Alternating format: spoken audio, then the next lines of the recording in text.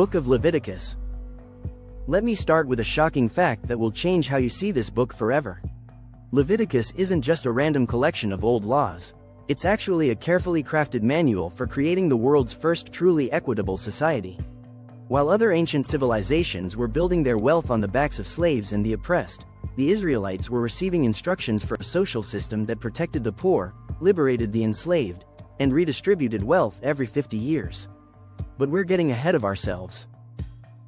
First, let's set the scene. Picture this. You're part of a massive group of former slaves who just escaped from Egypt. You've been wandering in the desert for months, and now you're camped at the base of Mount Sinai. Your leader Moses has just come down from the mountain with stone tablets containing 10 commandments, but apparently, God isn't finished talking. What happens next is the giving of Leviticus, which literally means, relating to the Levites, the priestly tribe responsible for maintaining Israel's spiritual life. But here's where it gets interesting. Leviticus isn't just about religious ceremonies. It's a comprehensive blueprint for building a society from scratch. Think about it, these people had spent 400 years as slaves in Egypt.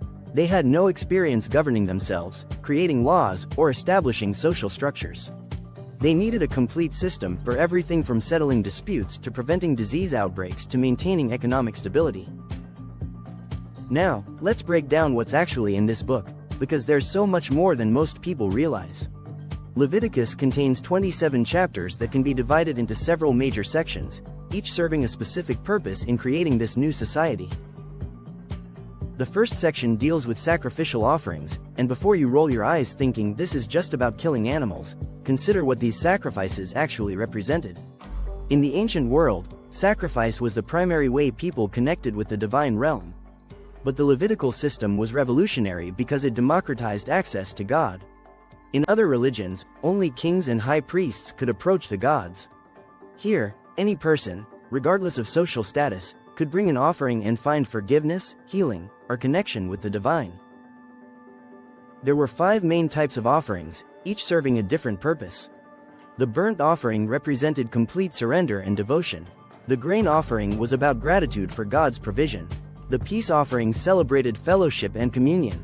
The sin offering dealt with unintentional wrongdoing, while the guilt offering addressed intentional violations that required restitution. Together, these created a comprehensive system for maintaining both spiritual and social harmony. But here's what's truly remarkable about this system. Unlike other ancient religions where the priests kept all the sacrificial meat for themselves, the Levitical system ensured that much of it was shared with the community, especially the poor and marginalized. The peace offerings, in particular, were essentially community barbecues where families and neighbors would gather to eat together, strengthening social bonds while fulfilling religious obligations. The second major section introduces us to the priesthood and their ordination. This isn't just about religious hierarchy. The priests served as judges, teachers, healers, and social workers all rolled into one. They were responsible for maintaining the health and welfare of the entire community. When someone had a skin condition, they went to the priest. When there was a legal dispute, they consulted the priest. When someone needed to learn the law, the priest was their teacher. This brings us to one of the most misunderstood aspects of Leviticus, the purity laws. Modern readers often dismiss these as primitive superstitions, but they were actually sophisticated systems for maintaining public health and social order. The laws about clean and unclean foods, for example, prevented many diseases that plagued other ancient peoples. The regulations about bodily discharges and skin conditions were early forms of quarantine that prevented the spread of infectious diseases in crowded camp conditions. But the purity laws went deeper than just physical health. They created a symbolic language for understanding the difference between life and death, order and chaos, wholeness and brokenness. When someone became ritually unclean, they weren't being punished. They were being reminded of human mortality and the need for divine grace to restore wholeness. The most dramatic example of this is the Day of Atonement, described in chapter 16. Once a year, on this solemn day, the high priest would enter the most sacred space in the tabernacle and perform elaborate rituals to cleanse the entire nation from their accumulated sins and impurities. This wasn't just religious theater. It was a profound psychological and social reset that allowed the community to start fresh each year. One of the most powerful elements of this ceremony was the scapegoat ritual. 2 goats were chosen by lot. One was sacrificed, its blood sprinkled in the holy place to make atonement. But the other goat, the scapegoat, had all the people's sins symbolically placed on its head before being sent into the wilderness to die. This vivid ceremony gave the people a concrete way to visualize their sins being removed and carried away, providing psychological relief and social cohesion. Now we come to what I consider the most revolutionary part of Leviticus, the Holiness Code in chapters 17 through 26. This is where we find some of the most famous and most controversial passages in the entire Bible. The command to love your neighbor as yourself appears here for the first time in human literature. The protection of immigrants and refugees is mandated with the reminder that you were strangers in Egypt. Justice for the poor and marginalized is not just recommended but required by divine law. But perhaps the most radical concept in the entire book is the Jubilee, described in chapter 25. Every 50 years, all debts were to be forgiven, all slaves freed, and all land returned to its original families. Imagine the economic implications of this system. It meant that no family could be permanently impoverished, no person could be enslaved forever, and no individual could accumulate unlimited wealth at others' expense. This was economic justice on a scale that wouldn't be attempted again until modern times. The Sabbath laws that appear throughout Leviticus were equally revolutionary. Not only were people required to rest 1 day in 7, but the land itself was to rest every 7th year. No farming, no harvesting, just letting the earth recover while the poor were free to glean whatever grew naturally. This wasn't just about environmental stewardship, though it certainly had that effect. It was about breaking the cycle of endless work and accumulation that enslaves both people and the planet. These laws addressed something that every society struggles with: how to balance individual freedom with collective responsibility, how to encourage productivity while preventing exploitation, how to maintain order while preserving justice. The Levitical system created checks and balances that prevented the concentration of power and wealth that had characterized the Egyptian system they had escaped.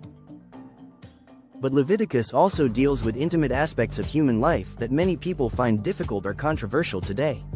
The sexual ethics outlined in chapters 18 and 20 reflect ancient Near Eastern concerns about maintaining clan identity and preventing the social chaos that could result from unclear family relationships. While modern readers might disagree with specific prohibitions, the underlying principle was protecting the most vulnerable members of society, especially children and women, from exploitation and abuse. The food laws that appear throughout the book have puzzled interpreters for centuries. Why were certain animals forbidden while others were permitted? Some scholars suggest these laws were about maintaining cultural distinctiveness, preventing Israel from assimilating into surrounding cultures. Others propose health reasons, noting that many forbidden foods were more likely to cause disease in ancient climates. Still others see symbolic meanings, with clean animals representing order and completeness while unclean animals symbolized chaos and incompleteness. What's fascinating is how these seemingly restrictive laws actually created freedom. By establishing clear boundaries and expectations, they eliminated much of the anxiety and conflict that comes from uncertain social roles and relationships. Everyone knew their place, their responsibilities, and their rights. This created a stable foundation for creativity, spiritual growth, and social development. The book concludes with a series of blessings and curses that outline the consequences of following or ignoring these laws. But these aren't arbitrary punishments imposed by an angry deity. They're natural consequences that flow from the choices people make. Follow the principles of justice, mercy, and holiness, and you'll create a society where everyone can flourish. Ignore them, and you'll create systems of oppression that eventually destroy themselves. This brings us to why Leviticus remains relevant today. We live in a world struggling with many of the same issues that faced ancient Israel: economic inequality, environmental degradation, social fragmentation, and the loss of shared moral values. The Levitical vision offers an alternative to both unconstrained capitalism and authoritarian socialism. It envisions a society where individual rights are balanced with collective responsibilities, where economic activity serves human flourishing rather than just profit maximization, and where the most vulnerable are protected rather than exploited. Modern movements for social justice, environmental stewardship, and economic equality often echo themes that first appeared in Leviticus. The civil rights movement drew heavily on Levitical concepts of human dignity and divine justice. Environmental activists find inspiration in the Sabbath and Jubilee principles, Economists studying alternative models of development look to the Levitical system for insights into sustainable prosperity. Even if you don't share the religious beliefs that underlie Leviticus, you can appreciate its psychological wisdom. The regular cycles of work and rest, the periodic resets of social relationships, the communal rituals that reinforced shared values, all contributed to mental health and social stability in ways that modern psychology is just beginning to understand. So the next time someone tells you that Leviticus is just an outdated collection of primitive laws, you can tell them they're missing one of humanity's earliest and most sophisticated attempts to create a just society. This ancient book tackled problems we're still struggling with today, and offered solutions that were thousands of years ahead of their time.